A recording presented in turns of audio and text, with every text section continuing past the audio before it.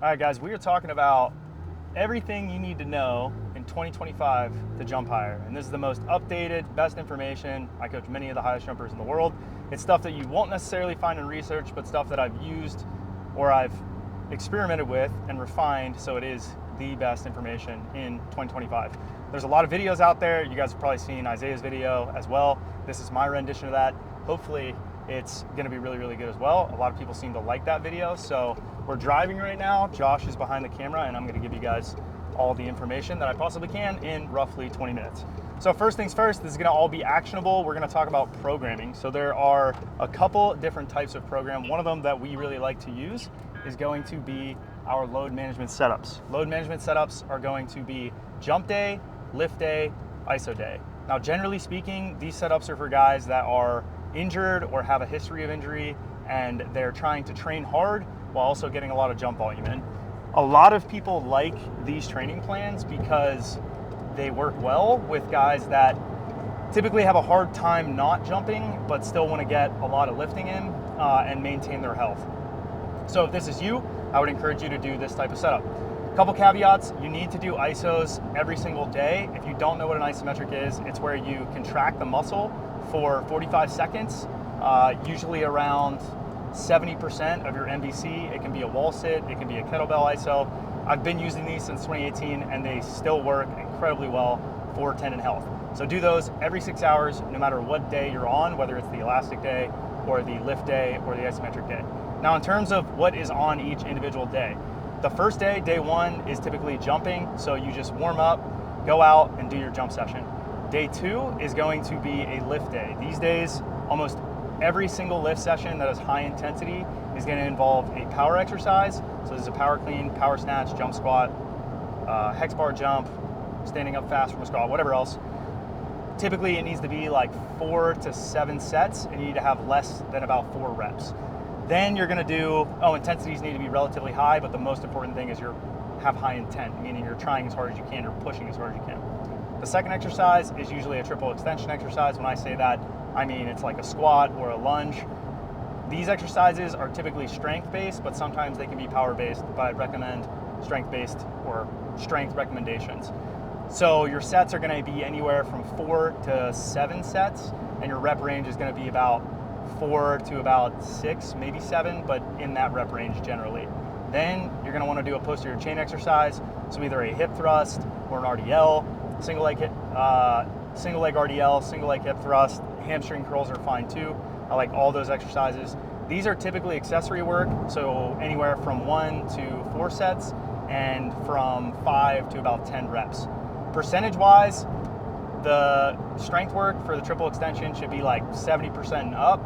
For the RDLs and posterior chain work, you should be 60 to 75, not much heavier than that. Lastly, I'll usually finish with a lower leg exercise, and I'm not talking about like tib raises. I'm talking plantar flexion, which is gonna be like calf raises. This is gonna be seated or standing, single leg or double leg.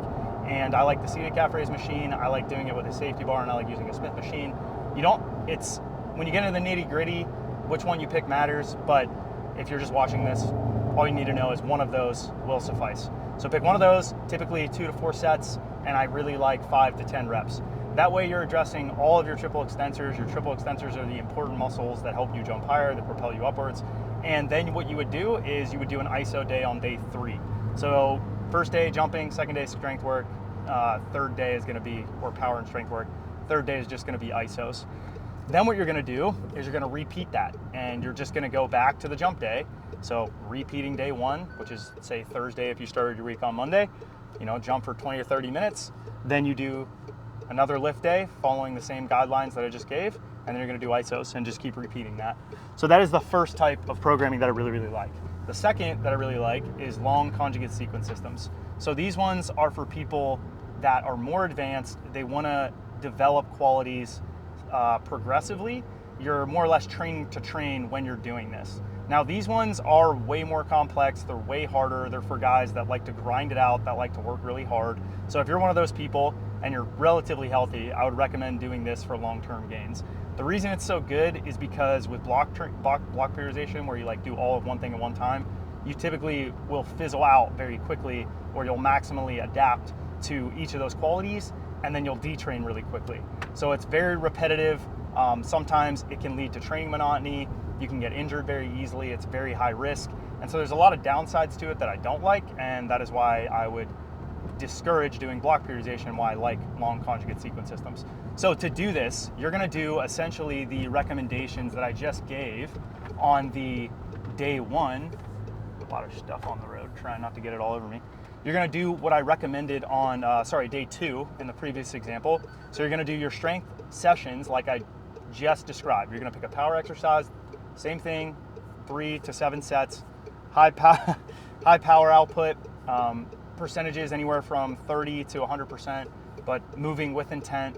Then a strength exercise, triple extension, a lunge, a squat. Again, 4 to 6 sets, less than probably 6 reps, and the percentages upwards of 70% and up. And then lower legs, so doing like a calf raise exercise and then posterior chain. Those are kind of you can alternate those. So that's gonna be the lift section, and you're gonna do that Monday, Wednesday, and Friday. So that's an example of a long conjugate sequence systems, like high intensity day. We call them high intensity days because you're moving with intent, you're trying really hard, your nervous system's really intense, and that'll increase your power output and your ability to jump higher. So if you're one of those people that are healthy, like to work hard, you're gonna do those types of sessions on Monday, Wednesdays, and Fridays. And you can also pair it with sprints. I like to do this with a lot of guys. For example, Donovan, I'll pair sprints before his high intensity lifts. The sprints are anywhere from it goes ranges 0 to like 30 meter sprints. So you can do a 10, a 20, a 30. Those are all good examples.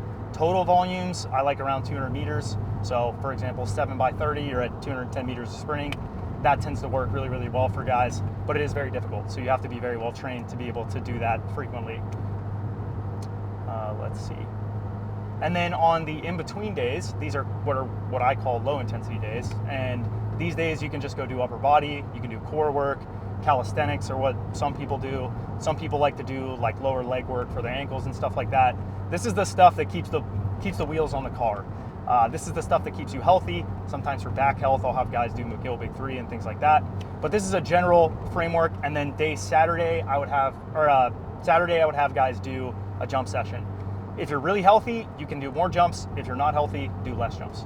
And this should be at 100%. So do your main plant and jump as hard as you can. Always warm up before all of these days. And yeah, those are the 2 different recommended progressions that I like for guys in terms of what they should specifically do to jump higher, what exercises they should do. The second thing we're going to talk about is jump technique. Jump technique is super important. It is one of the staples when it comes to being able to display a lot of what you do in the weight room, but actually on the court. So there's 2 things that are really, really important, whether you jump off 1 foot or 2 foot, and that is going to be how low you are and how fast you are. Now there's other things that are also really important, but big picture, when you're looking at whether you have good technique or bad technique, if you don't do those 2 things, bare minimum, then you're definitely not going to be able to jump high. How low you are is basically how bent your knees are coming into the actual plant, again, whether on 1 foot or 2 foot, and how fast you are is going to be how much momentum you are, and you can maybe extend that into saying like your actual rhythm. Now in terms of positioning, there's a lot of things that will work, but there's certain things that I like to see personally. So in 2 foot, I like to see the back leg on the penultimate step push really, really hard. Typically, I want that foot to land underneath your hips. So if you're a right-left jumper, this is the step prior to your right foot coming down or the plant foot, and your block foot, the left foot. I want to see you be low, and I want to see you generate a lot of momentum off that stride. This allows you to accelerate into the plant, and then in terms of the speed aspect or the rhythm, you are able to transfer that momentum vertically if you do that correctly. You have a very quick rhythm of those last 2 steps coming down. Now in terms of 1 foot, are there gators? Maybe not. Maybe. In terms of rhythm, in terms of 1 foot, it's very, very similar. The positions are very, very similar. You should have a rolling contact on the penultimate step. You want to plant it close to under your hips. You want to maintain momentum or even accelerate into the takeoff off that penultimate step. And you want to maintain a very quick rhythm in the final 3 strides. So again, low and fast. That is big picture, the most important thing. Some people will take a short penultimate step. Some people will take a long penultimate step. That doesn't matter as much as are you low and fast, but generally off 2 foot, I like to see a longer step. Off 1 foot, It really depends. If you're a power jumper, you're gonna need a long last stride. If you're a speed jumper, you're probably gonna want it to be a little bit shorter. And you'll know this by the way that your foot recovers. So if you drag your toe on the swing leg, the drive knee, then that means you're gonna be a power jumper. If it kind of kicks up towards your butt like a long jumper or high jumper, that means you're a speed jumper. Okay, so another really common thing that you're gonna deal with is going to be injuries. Now the most common injuries you're gonna see are back pain, knee pain, sometimes ankle sprains, but that only happens if guys play basketball. And those are the big ones, maybe muscle pulls occasionally. But for back pain, what you're gonna do is unload it. Though actually for all of these, the first thing you do is you unload it. So do not push through pain. That is one of the worst things that you can do. It almost always leads to further injuries or further complications that end up making people in the long run worse. And it takes away from training time and then a bunch of other stuff. So step one is stop doing the thing that hurts. And then step two is progressively reintroduce loads that you can handle. So when you, for example, if you have back pain, stop jumping, stop lifting in stuff that loads your back. So back squatting is gonna load your back, RDLs are gonna load your back, even calf raises to a certain extent can load your back. Stop doing all that stuff because it's gonna make your back more painful. Then what you're gonna do is you're gonna progressively build into what we call McGill Big Three or core work that is essentially you're stabilizing at the core while your shoulders or your shoulder girdle and your hip is moving. So things like bird dogs, another one I really like is Palloff press is another good one. So your shoulders are moving with a band and that's loading your core and teaching you to brace really effectively. Another one that Stu McGill likes is the curl up and the side plank, stir the pot, things where essentially you're braced and your core is stable and you're not twisting your spine or flexing your spine, but you're moving your limbs and increasing and decreasing the loads. So we call it anti-flexion, anti-rotation. All of those are really, really good. They're typically holds, whether anywhere from 5 to 30 seconds, and you can increase the loads different ways. So like in a side plank, you could add a plate on the side. You could rotate your shoulders into like a downward plank and then a side plank back and forth. That works really well. In the bird dog, you can kind of move your arms and legs and do like a quasi-isometric and use momentum. There's different ways that you can load it, and I won't get too far into that, but you can look up those exercises.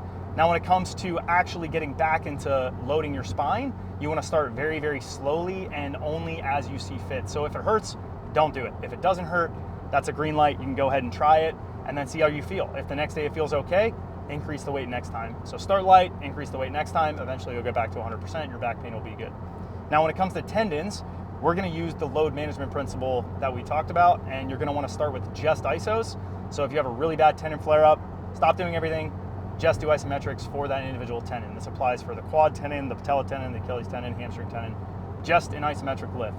If you don't know what that is, it's where the muscle's contracting for the one that attaches to the tendon. That muscle's contracting isometrically for like 45 seconds.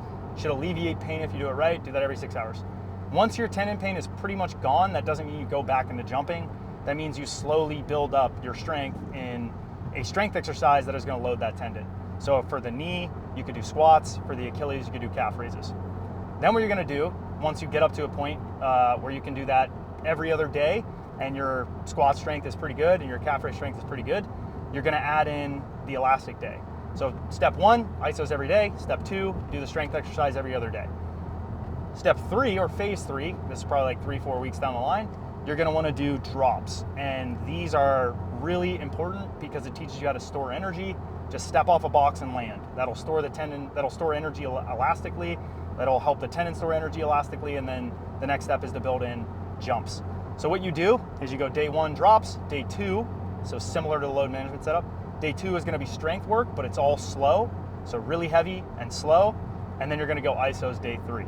And then the last thing that you're going to do is you're going to build back into the jumps. So you would do like standing jumps first and then approach jumps, and then keep day two as the strength work, and then day three is isos, and then you should be relatively healthy. It is a little bit complex, and if you don't know what you're doing, then I would recommend hiring us to help you do it, because it can be very tricky if you don't do it correctly, or there's like little nuances, or you run into a flare-up or something like that. Some guys are really, really delicate, and it can be difficult to get them healthy. But big picture, remove the load that bothered you, slowly build it up using the load management principles I just gave. So if it hurts, you're probably not doing it right. It's okay if you feel a little bit of pain on the strength work, but generally when you're jumping, you shouldn't feel anything. All right, so the last thing we're gonna talk about is what are, quote unquote, the best lifts to jump higher. Oh shit, we should talk about plyos. Shit. This is okay, the best exercises. We'll talk about the best. So the last thing we're gonna talk about is the best exercises to jump higher. So number one, jumping. You have to practice the thing you wanna get better at. And the reason why is because it's gonna teach you timing of when muscles turn on and off. This is oftentimes unconscious or subconsciously. You're not actually like thinking about turning muscles on. Just by practicing jumping and trying your hardest to jump higher, you're gonna end up turning the right muscles on at the right time. That's what we want. You don't want it to be like, oh, I'm gonna contract my quad or contract my calf. So jumping, we talked about the jump sessions in your training. I wouldn't recommend doing it for more than maybe twice a week. Some people can handle 3 times a week, but I would not encourage that. I would start at once a week. And then if you can handle 30 minutes of that, go to 2 times a week. And when I say handle that, I mean, are your tendons painful the next day or 2 days later?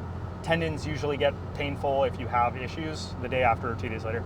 And then the other best exercises in terms of plyos, jumping is a plyometric, but there are other plyos that are of value, but you want to use them at certain times, and it's very dependent on the individual. So if you're someone who's really strong, but you don't jump very high, then plyos can be really, really useful.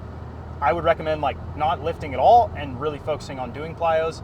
The plyos I'd recommend doing, honestly, it doesn't really matter. Just the fact that you're doing them is going to be good. But the ones I like are bounding, single leg hops, and depth jumps and sprinting. Sprinting is also a plyo. Those are really, really effective if you can do them well. If you can't do them well, then take steps, backwards or do easier regressions of those. So for a bound, I might start with like double leg hops horizontally. That tends to be like a good one. Or you could just do like double leg to single leg, and then you can go to single leg into the pit. So like a standing shovel jump is good. If you can't do depth jumps, just work on landing first, and then you can work on landing and then jumping. And start at low heights and progress up to higher heights. Higher is not always better. Typically, if you're too high, it becomes less reactive and more muscular. So it should feel bouncy and like you're using your tendons. If it feels muscular, go to a lower height. It should feel like you're storing a bunch of energy in the tendon, or you're feeling the pressure build up in the tendon, and then you're letting that release. And that's when you'll jump higher using plyos. Too high and you'll sink too deep, or you won't be able to use your tendon, and then it's kind of pointless. Bounding, what was the last one I said? Sprinting? I said bounding, depth jumps, and what else? Hopping.